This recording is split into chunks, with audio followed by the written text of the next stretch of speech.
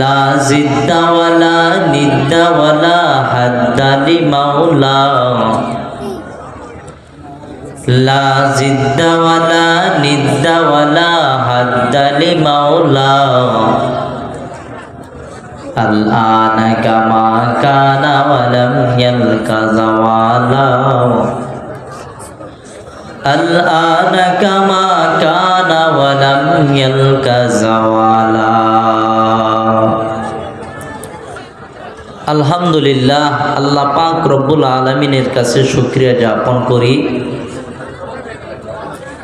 যিনি আমাকে এবং আপনাদেরকে এই দ্বীনি মাজমায় আসার মতো, বসার মতো, দ্বীনি কথা শোনার মতো, ধৈর্য সহকারে বসার মতো, ধৈর্য সহকারে থাকার মতো আল্লাহ তাআলা আমাদেরকে যে তৌফিক দান করেছেন, এই জন্য মহান রবকে রাজি এবং খুশি করার জন্য সকলে জোরে জোরে বলে আলহামদুলিল্লাহ।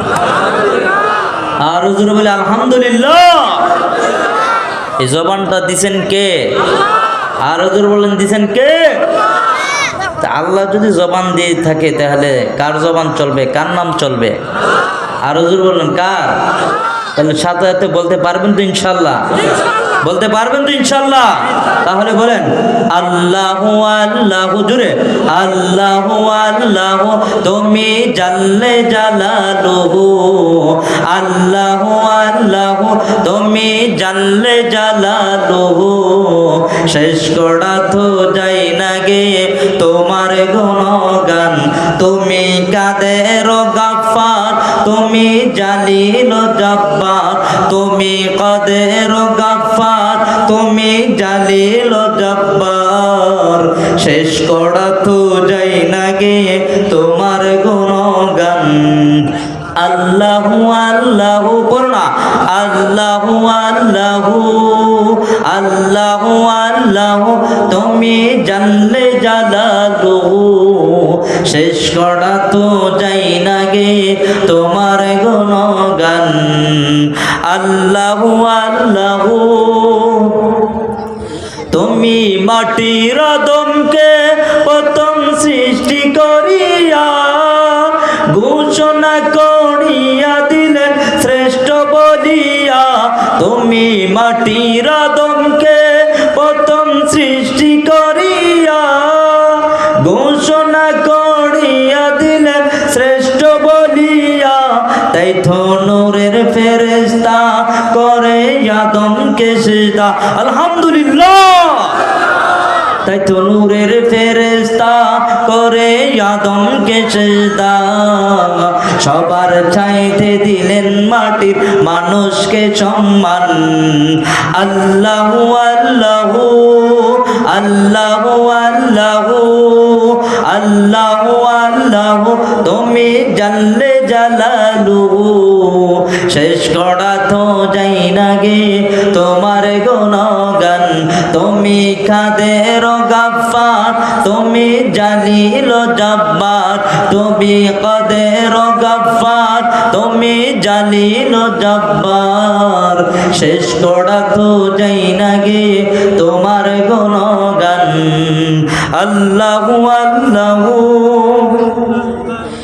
শিশু মুসা নবীকে যখন দুশ্মনের ডরে সিন্ধুকে বরিয়া দিলেন বাঁচায়া সাগরে, শিশু মুসা নবীকে যখন দুশ্মনের ডরে সিন্ধুকে বরিয়া দিলেন বাঁচায়া সাগরে, প্রাণে ছিল যাহার ভয় সে তাই পেল সে আশ্রয়, প্রাণে ছিল যাহার ভয় সে তাই পেল সে আশ্রয়, দুশ্মনেরই হাতে তাকে বাঁচাইলে প্রাণ। আল্লাহু আল্লাহু, আল্লাহু আল্লাহু তুমি জানলে জালালুহু, শেষ করা তো যাই না গে তোমার গুণগান। আল্লাহু আল্লাহু চলবে? জোরে বলুন চলবে? তাহলে আল্লাহকে হাত দিলে দেখে আল্লাহু আকবার। আর ধরুন আল্লাহু আকবার। আল্লাহ আমাদেরকে কবুল করে বলেন আমিন। বলতে ভালো লাগেনি? শুনতে ভালো লাগেনি? চলবে তো ইনশাআল্লাহ? আচ্ছা বলেন তো, আমাদেরকে সৃষ্টি করেছেন কে? আল্লাহর জমিনে কার ইবাদত চলবে? না গায়রুল্লাহর ইবাদত চলবে? আল্লাহ যে আমাদেরকে এত সুন্দর করে দুনিয়াতে পাঠাইছেন, আল্লাহ তো ইচ্ছা করলে আর অন্য কিছুকে পাঠাইতে পারতো, সবার চাইতে দামি দিতে পারতো ফেরেশতাদেরকে। আল্লাহ না দিয়ে কাদেরকে দিলেন? হ্যাঁ, দেখেন আল্লাহ তাআলা আমাদের প্রতি কিরকম দয়া দেখাইছেন। আপনি সূরা বাকারার দিকে তাকান, আল্লাহ আমাদেরকে কেমন দামি বানাইছেন। গজল যেহেতু বলছে, এটার পরের অংশটা আমি বলি আল্লাহর কোরআন থেকে। যেরকম আল্লাহ আমাদেরকে ফেরেশতারা পর্যন্ত আদমকে সেজদা দিতে বাধ্য হয়েছেনি, হ্যাঁ, ফেরেশতাদের থেকে দামি বানাইছেনি আদমকে, হ্যাঁ। এরপর আল্লাহ শুধু এখানে খালি থামছে না, আল্লাহ তাআলা সূরা বাকারার মধ্যে বলতেছেন ফেরেশতাদেরকে, ও ফেরেশতারা, আমি আল্লাহ দুনিয়াতে মানুষ পাঠাইব, দুনিয়াতে খলিফা নিযুক্ত করব, তোমরা কি বলো? ফেরেশতারা বলে, আল্লাহ এই জাতিকে পাঠাইবার দরকার নাই, কারণ এই জাতি এমন জাতি দুনিয়াতে গিয়ে তোমার নাফরমানি করবে, দুনিয়াতে গিয়ে ফিতনা ফাসাদ সৃষ্টি করবে, তোমার গোলামি করবে না, আল্লাহ অন্যর গোলামি করবে। আল্লাহ গো, প্রশংসা যা করে আমরা ফেরেশতারাই তো করি, কেন মানুষকে পাঠাইতে চাও? আল্লাহ বলেন, ফেরেশতারা শোনো, আমি আল্লাহ যা জানি তোমরা তা জানো না। আল্লাহ সূরা বাকারার শুরুর দিক দিয়ে বলতেছেন, وَإِذْ قَالَ رَبُّكَ لِلْمَلَائِكَةِ,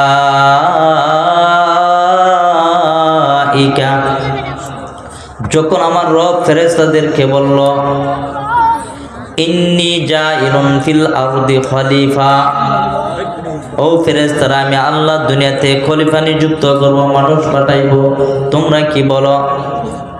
তখন ফেরেশতারা বলতেছে, ক্বালু, তখন ফেরেশতারা বলে, আতাজালু মান ইউফসিদু ফিহা ওয়া ইয়াসফিকুদ দিমা, আল্লাহ এই জাতিকে দুনিয়াতে পাঠাইবা, আল্লাহ ওই জাতি তো দুনিয়াতে গিয়ে তোমার নাফরমানি করবে, দুনিয়াতে গিয়ে ফিতনা ফাসাদ সৃষ্টি করবে, মারামারি করবে, আল্লাহ এই জাতিকে পাঠাইবার দরকার নাই। তখন ফেরেশতারা নিজেই বলতেছে, তারা মানে আমরা, ওয়া নাহনু নুসাব্বিহু বিহামদিকা ওয়া নুকাদ্দিসু লাক, ও আল্লাহ আমরাই তো তোমার তাসবিহ পড়ি, প্রশংসা করি, কেন এই জাতিকে পাঠাইতে চাও? তখন ওই জাতি বলতেছে, আল্লাহ যা পবিত্রতা বর্ণনা করার সবই তো আমরা ফেরেশতারা করি, কেন মানুষকে পাঠাইতে চাও? তখন আমার আল্লাহ নিজেই বলতেছে, ক্বালা ইন্নী আ'লামু মা লা তা'লামুন, ও ফেরেশতারা শোনো শোনো শোনো শোনো, ওই বান্দা তোমরা, আমি আল্লাহ যা জানি তোমরা তা জানো না। ও ফেরেশতারা শোনো, আমি আল্লাহ দুনিয়াতে মানুষ পাঠাইব, ওই মানুষগুলো দুনিয়াতে গিয়ে আমি আল্লাহর নাফরমানি করবে, আমি আল্লাহকে চিনবে না। ও ফেরেশতারা সাক্ষী হয়ে যাও, ওই ফেরেশতারা সাক্ষী হয়ে যাও, ওই মানুষগুলো দুনিয়াতে গিয়ে আমি আল্লাহর নাফরমানি যখন করবে, এক পর্যায়ে যখন ওই নাফরমান আমি আল্লাহকে যখন বলবে, ইন্নাল্লাযীনা ক্বালু রাব্বুনাল্লাহ, ওই নাফরমান বান্দারা যখন বলবে, নিশ্চয় আমার রব আমার আল্লাহ, নিশ্চয় আমার রিজিক দাতা হলেন আমার আল্লাহ, নিশ্চয় আমার পালন দাতা আমার আল্লাহ, ও ফেরেশতারা সাক্ষী হয়ে যাও, ওই বান্দারা যদি এইগুলা স্বীকার করিয়া আর এই নামের মধ্যে ইস্তেকামত থাকতে পারে, ও ফেরেশতারা সাক্ষী হয়ে যাও, ওই বান্দার যত গুনাহ আছে, ওই বান্দা আমি আল্লাহর কাছে যদি তওবা করে আর জীবনের মতো যদি বলে, আল্লাহ গো আর জীবনে গুনাহ করব না, আজ থেকে কোরআনের মাহফিলের মধ্যে আইসা, ও আল্লাহ জীবনের মতো তওবা করলাম, আল্লাহ গো তুমি আমার রব, তুমি আমার সব, এইগুলি বানিয়া যদি ওইগুলি মনে যদি করিয়া ওই বান্দারও যদি আমি আল্লাহর কাছে তওবা করে, ও ফেরেশতারা শোনো, ওই বান্দার পাহাড় পরিমাণ যদি গুনাহ থাকে, ওই বান্দার নিয়ত করতে দেরি হইবে, আর আমি আল্লাহ তাকে মাফ করতে একটা সেকেন্ড দেরি করব না। আরে দুনিয়ার মানুষ শুধু তাই নয়, আমার আল্লাহ আরো বলে, যে বান্দা আমি আল্লাহকে চিনে না, আমি আল্লাহকে বুঝে নাই, ওই বান্দা যদি কোরআনের মাজমায় বৈশা আমি আল্লাহকে আল্লাহ বলে যদি একবার ডাক দেই, ওই বান্দার একটা ডাকের বিনিময়ে আমি আল্লাহ তাকে 60 বার জবাবের উত্তর দে। আরে দুনিয়ার মানুষ শুধু তাই নয়, ফেরেশতারা বলল মানুষ পাঠাইবার কোনো দরকার নাই। আমার আল্লাহ বলে দরকার আছে, মানুষ তো গুনাহ করবে। বান্দা শোনো, তোমার মনের মধ্যে গুনাহ আসবে, আবার সব নেকের কাজও আসবে। বান্দা এমন নয়, বান্দা আমি আল্লাহ বলেন আমি আদম সন্তানকে পাঠাইলাম, বান্দার দিলের মধ্যে গুনাহ থাকবে, বান্দার দিলের মধ্যে আমার নেকের তামান্ন থাকবে, দুটোই থাকবে। কিন্তু আমি আল্লাহর কাছে বাইছা নিতে হবে, একটা হলো নেককার, বদকার, কোনটা এটা বাইচ্ছা নিতে হবে। আমি আল্লাহর কাছে যদি ওই বান্দা যদি হেদায়েতের দোয়া চায়, আমি আল্লাহ ওই বান্দার জন্য হেদায়েতের রাস্তা খুলিয়া দেই। এর দুনিয়ার মানুষ একটা হাদিস বলবো, হাদিসের মধ্যে বুঝতে পারবেন আল্লাহ আমাদের প্রতি কেমন দয়া দেখাইছেন। বলবো বলবো হাদিস শরীফের মধ্যে 2 জন মহিলার কথা উল্লেখ করছেন, বুখারী শরীফের হাদিস। এই হাদিসটা মুসলিম শরীফের মধ্যে আছে, একটা সংক্ষিপ্ত আর একটা বিস্তারিত। এর মধ্যে আমি সংক্ষিপ্ত যেটা এটা বাছাই করলাম। হাদিস শরীফের মধ্যে 2 জন মহিলার কথা উল্লেখ করলেন। একজন মহিলা হলো নেককার আর একজন মহিলা হলো বদকার। নেককার মহিলা আল্লাহর অনেক প্রিয় বান্দি ছিল, আল্লাহর বন্দেগী করত। আল্লাহ ওই নেককার মহিলার নামটা সুন্দরভাবে জান্নাতি খাতার মধ্যে লেখা রাখছে। ওই নেককার মহিলা একটা ভুল করলো। কি ভুল? একদিন এক বিড়ালকে চোখের তলে 3 দিন ধরে বেঁধে রাখছে। কতদিন? 3 দিন ধরে চোখের তলে বেঁধে রাখছে। বিড়ালটা না খাইতে খাইতে এক পর্যায়ে বিড়ালটা মৃত্যুবরণ করলো। দুর্বলন নাউজুবিল্লাহ। আর বিড়ালটা মৃত্যুর আগে একটা দোয়া করছো, আল্লাহ আমার প্রতি ওই মহিলা দয়া দেখাইছে না, আমার প্রতি ওই মহিলা জুলুম করেছো, আল্লাহ তুমি তার বিচার করিও। বিড়ালটা কথা বলার সাথে সাথে আল্লাহ তাআলা দোয়াটা কবুল করে নিল। আর আমার আল্লাহ ওই বান্দির জান্নাতি খাতা থেকে নামটা কাটিয়া আমার আল্লাহ ওই বান্দির নামটা জাহান্নামী খাতার মধ্যে লেখা দিয়েছেন। জোরে বলেন নাউজুবিল্লাহ। আর জোরে বলেন নাউজুবিল্লাহ। এবার আসেন বদকার মহিলা। বদকার মহিলা একদিন রাস্তা দিয়ে যাচ্ছে, পথিমধ্যে দেখলো রাস্তার পাশে একটা কুকুর। ওই কুকুরটা ছটফট ছটফট করতেছে পানির যন্ত্রণায়। মহিলাটা দৌড়ে চলে গেল কুকুরের কাছে। আর কুকুরের কাছে যাওয়ার পর মহিলাটা বুঝতে পারলো কুকুরের মনে হয় পানির পিপাসা লাগছে। মহিলাটা আর একটা সেকেন্ড দেরি করে নাই, মহিলাটা দৌড়ে চলে গেল কুয়ার কাছে। আর কুয়ার কাছে যাওয়ার পর ওই মহিলাটা কুয়া থেকে পানি উত্তোলন করবে, কোনো রুচি নাই, কোনো বালতি নাই। কিভাবে পানিটা উত্তোলন করবে মহিলাটা টেনশনের মধ্যে পড়ে গেল। এক পর্যায়ে ওই মহিলা তার ওড়না ছিল, ওড়নাটা দিয়ে পানিটা উত্তোলন করবে, এরপরে লাগাল পায় না। এক পর্যায়ে ওই মহিলার বিনের মধ্যে চলে আসলো তার হাতের মোজা, পায়ের মোজা, আর কত কিছু তালি লাগাইয়া ওই মহিলাটা ওই কুয়া থেকে পানিটা উত্তোলন করলো। পানিটা উত্তোলন করিয়া মহিলাটা একটা সেকেন্ড দেরি করে না, মহিলাটা দৌড়ে চলে গেল কুকুরের কাছে। আর কুকুরের কাছে যাওয়ার পর ওই মহিলাটা এইভাবে ওড়নাটা নিয়ে কুকুরের মুখের মধ্যে চিবায়া চিবায়া কুকুরের মুখের মধ্যে পানিটা দিল। আর কুকুর যখন পানিটা পান করলো, কুকুরের পানটা ফিরে আসলো, জানটা ফিরে আসলো। তখন ওই কুকুর আল্লাহর কাছে দোয়া করে, ও আরশের মালিক আল্লাহ, ও জমিনের মালিক আল্লাহ, আমি হলাম নিকৃষ্ট পানি, আমি হলাম নাপাক পানির আল্লাহ, আমার প্রতি ওই মহিলা দয়া দেখাইছি, ও আল্লাহ তুমিও তার প্রতি দয়া দেখাও। আল্লাহ তাআলা গায়েবে একটা আওয়াজ দিয়ে বলে, ও মহিলা শুনো, সারা জীবন তো অন্যায় করেছো, অপরাধ করেছো, নিজের প্রতি জুলুম করেছো। ও মহিলা শোনো, আজ তুমি এমন একটি কাজ করেছো যে কাজটা আমি আল্লাহর কাছে বড্ড ভালো লাগলো। ও মহিলা শোনো, তুমি কুকুরের প্রতি তুমি দয়া দেখাইছো, এটা আমি আল্লাহর কাছে বড্ড ভালো লাগলো। ও মহিলা শোনো, তোমার কোন নেকের খাতা নাই। ও মহিলা শোনো, তোমার নামটা ছিল জাহান্নামী খাতা। এখন আমি আল্লাহর কাছে কুকুর দোয়া করলো আমি যেন তোমার প্রতি দয়া দেখাই। ও মহিলা শোনো, তোমার নামটা জাহান্নামী খাতা থেকে কাটিয়া এখন আমি আল্লাহ তোমার নামটাকে জান্নাতি খাতার মধ্যে রেখে দিলাম। আর সুবহানাল্লাহ। নেককার মহিলা বিড়ালের প্রতি জুলুম করেছে, কোথায় গেল? জুরে কোন না, কোথায় গেল? আর নেককার মহিলা বিড়ালের প্রতি জুলুম করে কোথায় গেল? জাহান্নামে। আর বদকার মহিলা কুকুরের প্রতি দয়া দেখায়া কোথায় গেল?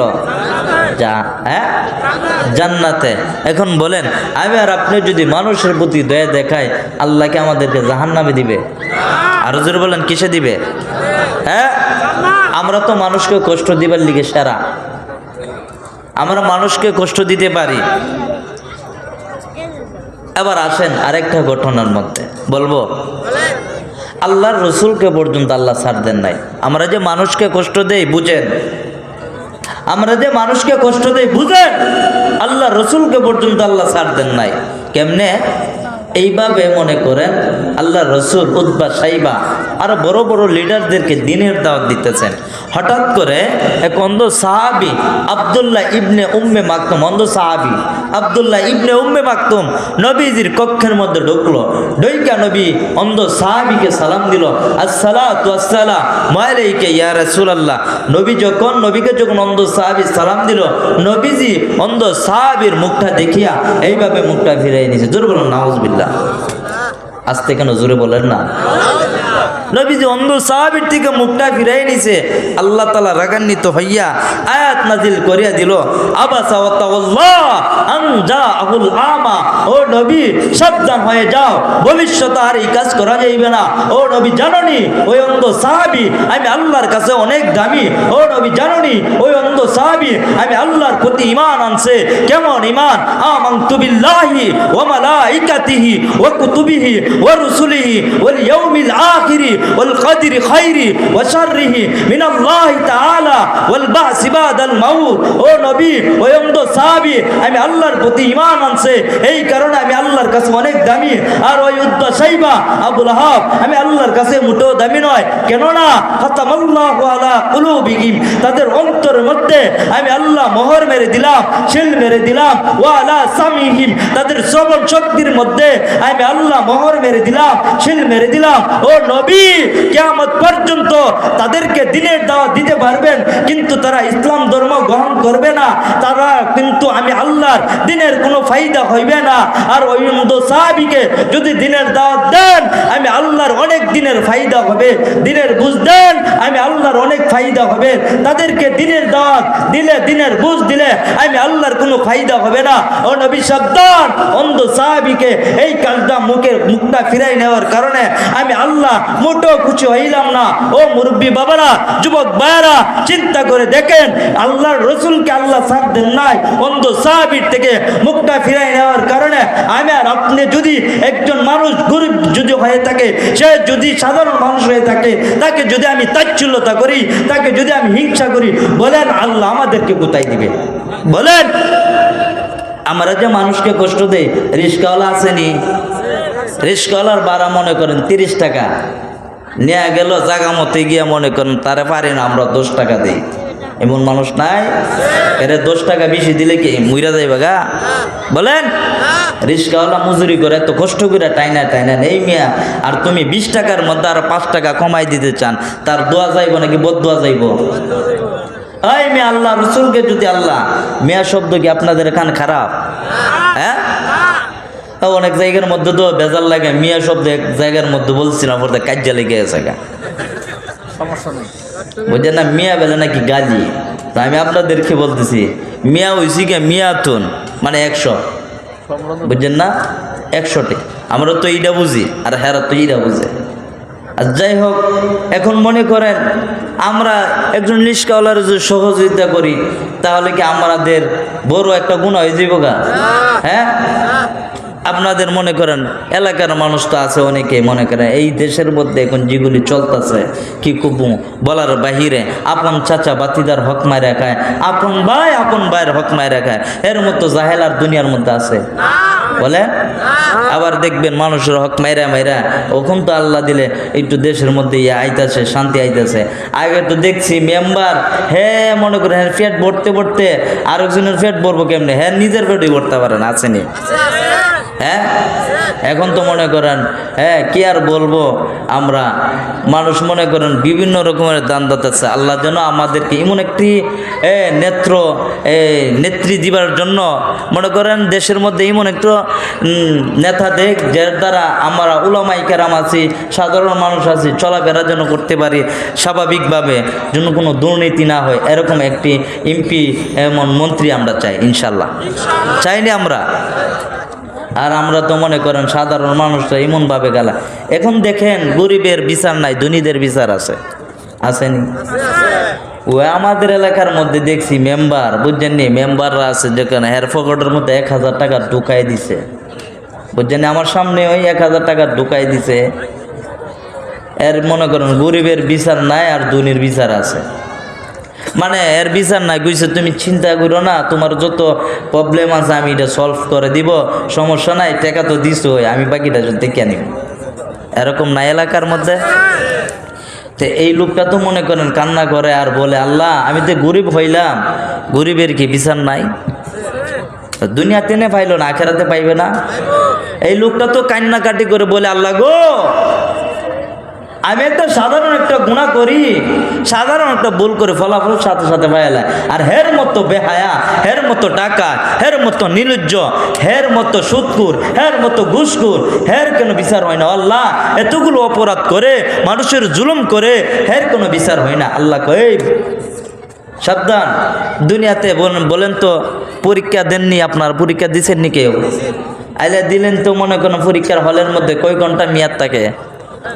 3 ঘন্টা। 3 ঘন্টার মধ্যে পরীক্ষার হলের মধ্যে প্রশ্নের উত্তর যদি বললি কেলায়, কোনো টিচার কোনো উস্তাদ তাকে মারে? কেন মারে না? কারণ এর মেয়াদ আছে কয় ঘন্টা? 3 ঘন্টা। 3 ঘন্টার পরে আমি ফলাফল দিব। আল্লাহ বলেন, ও বান্দা সবর কর, আমিও আল্লাহ 70 থেকে 60 বছর আমি হায়াত দিলাম, এরপরে মনে কর এই হায়াতের মধ্যে আমি আল্লাহ তোদেরকে দিলাম, তোদেরকে 2টা রাস্তা দিলাম, একটা হলো জান্নাতের আর একটা হলো জাহান্নামের, তোর যেইটা মন চায় সেইটা কর, কিন্তু 70-80 বছর পর আমি আল্লাহর রেজাল্ট দেখবি, ঠিক কিনা? তোর সাইরা দিলাম যা। তো এইভাবে মন গড়া চলবে? হ্যাঁ, আল্লাহ এবং আল্লাহ রসুলের আইন মানতে হবে নি? আইন মানতে হবে নি? আমরা মানুষকে কষ্ট দিব? আরো যদি মানুষকে কষ্ট দিব? বিড়ালের দোয়ায় যদি বদদোয়ায় যদি জাহান্নামে যেতে পারে নেককার মহিলা, কুকুরের বদদোয়ায় যদি বদকার মহিলা জান্নাতে যেতে পারে, আমি আর আপনি এই শিশু মাদ্রাসার যে ছাত্র ভাইয়েরা আছে তারা তালিব ইলম, তারা যদি আপনার জন্য দোয়া করে, আমরা কি জান্নাতে যেতে পারবো না? তারা তো কুকুরের চাইতে দামি নাকি কম দামি? আরো জোর বলেন, দামি নাকি কম দামি? তো দামি হইয়া ওই মানুষদের দোয়া লাগবো নি লাগবো না? তা আমরা তাদেরকে আমরা সহযোগিতা করবো নি? আরো যেমন করবো নি? হুজুর কই দেখে